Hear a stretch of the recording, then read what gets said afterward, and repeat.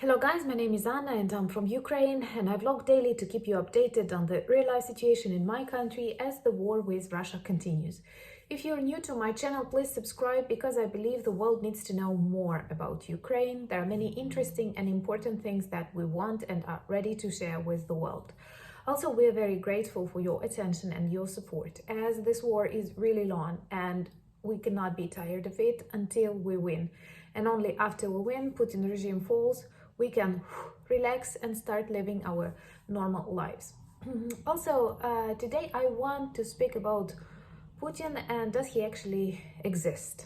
This is the question that our president put today to the audience, and I think he meant it not directly but metaphorically, and there are some philosophical reflections that I have and would like to discuss with you.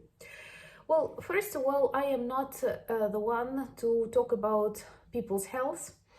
And there were lots of questions about Putin's health and he is our enemy. But I hate talking about like bad diagnoses that he may have and how soon he will die. Because this is not a strategy of a winner. This is not a real strategy. If you try to predict something, then various magazines, newspapers, intelligence services, people who want to attract attention invent diseases, ascribe them to Putin, and then start waiting for him to die. My question is, what happens when Putin dies? Of course, many people will be happy because he did a lot of things to make us feel that way. But this does not solve the problem with Russian society, with lots of Russian politicians and all of their parliament, for example, who are for war in Ukraine, who are against normality in this world, who believe that Russia is a monster that must grow bigger, cast shade on the rest of the world and recreate Soviet Union. So why I am not so concerned about health of Putin? First of all, because health is something I do not discuss and I never wish something bad to people in the area of health. And second, because it does not decide anything. It is not like a victory. Putin's death of an illness is not a victory. Do I think he's ill? 100%. But I am more about his physical, psychological health. Of course, he is a mature man. All of us have some problems. Maybe he has some serious problems, but it also looks weird to me when people discuss like 5 different cancers that he has. It really happens rarely. Also, Parkinson's disease, other stuff, when they analyze how he was sitting there, how he was standing there, what happened to his arm.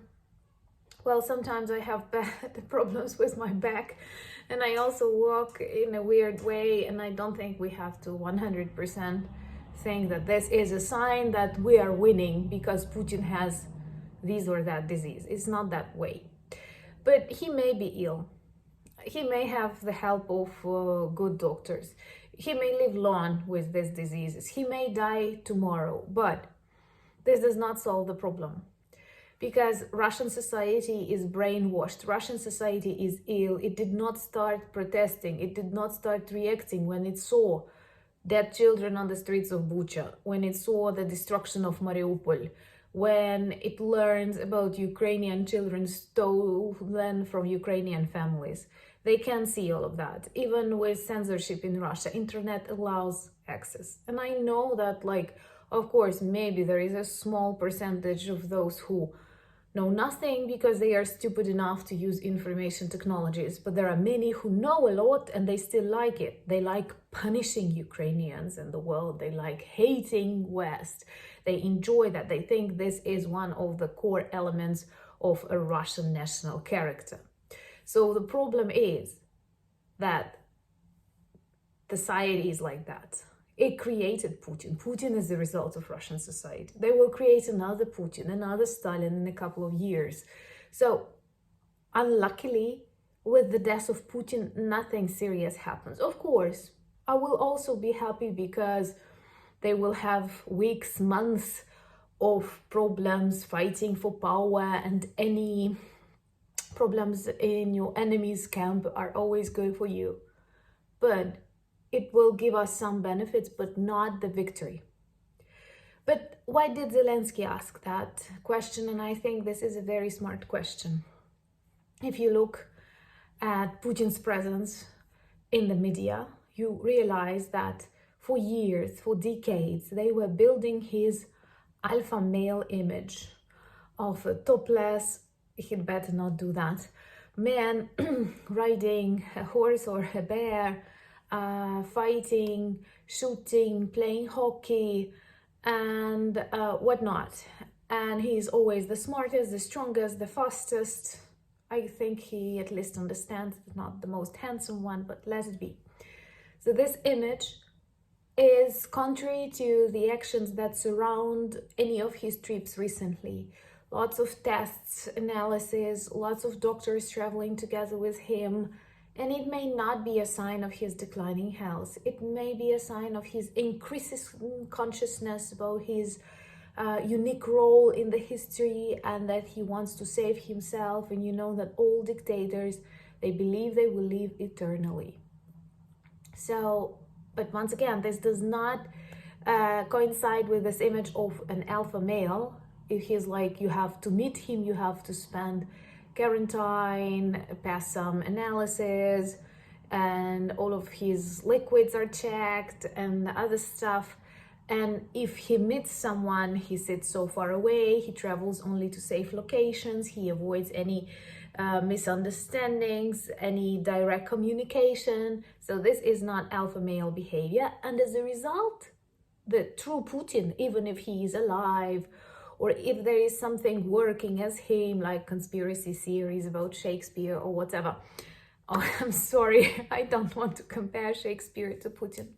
So here we have that orc, supreme orc, surrounded by, like, I don't know, various 12 circles of protection. And no one knows real Putin, even if he's like a monster, but people don't even have access to him.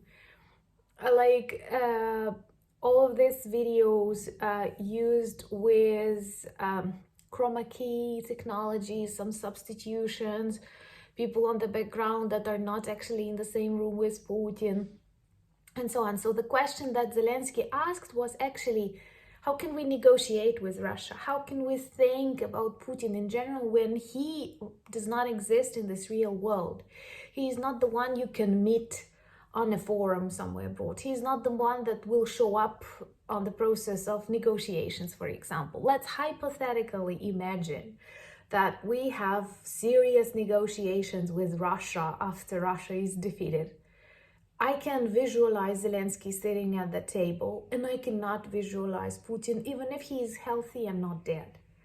So he exists only virtually in this world. And I don't understand why so many political leaders are still afraid of him. If Putin is afraid of the world, he's genuinely afraid of the world. That's why he wants to make all the world Russia, because only in Russia he feels comfortable. How come you don't feel that he is a super coward? And honestly, I remember how before the war, I was the one also following attentively his interviews, some phrases, and I would ask myself a question from time to time. What will he do? What will he say? Since the start of this war, when I saw the strength of my people, the strength of my country, I stopped asking myself this question. I don't care. I don't care what he is thinking about Ukraine. What are his plans? I care what will be Ukraine doing.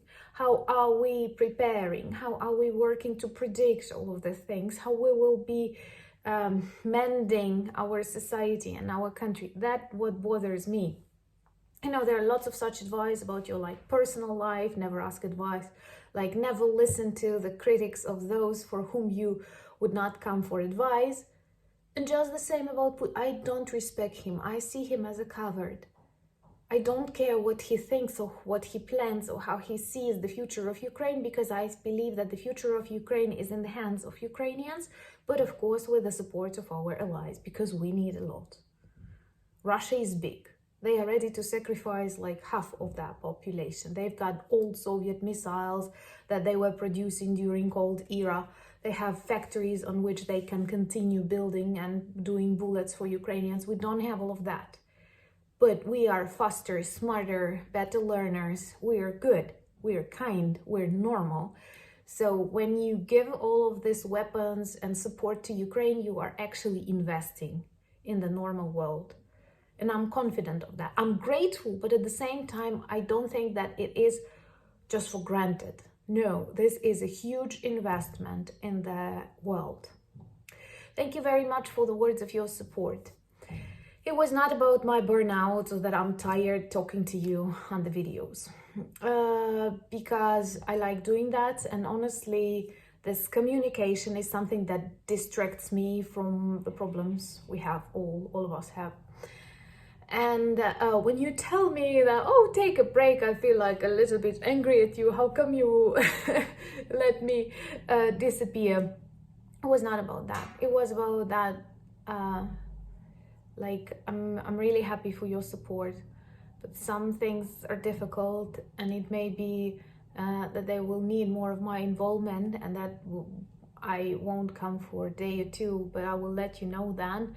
But it will also mean that I want to come and I want to tell you. And my mom always wants me to work, to write and to speak, because she knows that's my essence. I'm a kind of a person for whom work and communication is an inspiration and a relief. And it makes me feel better, like, than without it. So thank you for your support. Thank you for your kind words and prayers. Thank you for your understanding. Thank you for buying me coffees and becoming my patrons. Introduce yourself to our Soviet Myths Debunked series, and Slava Ukraini!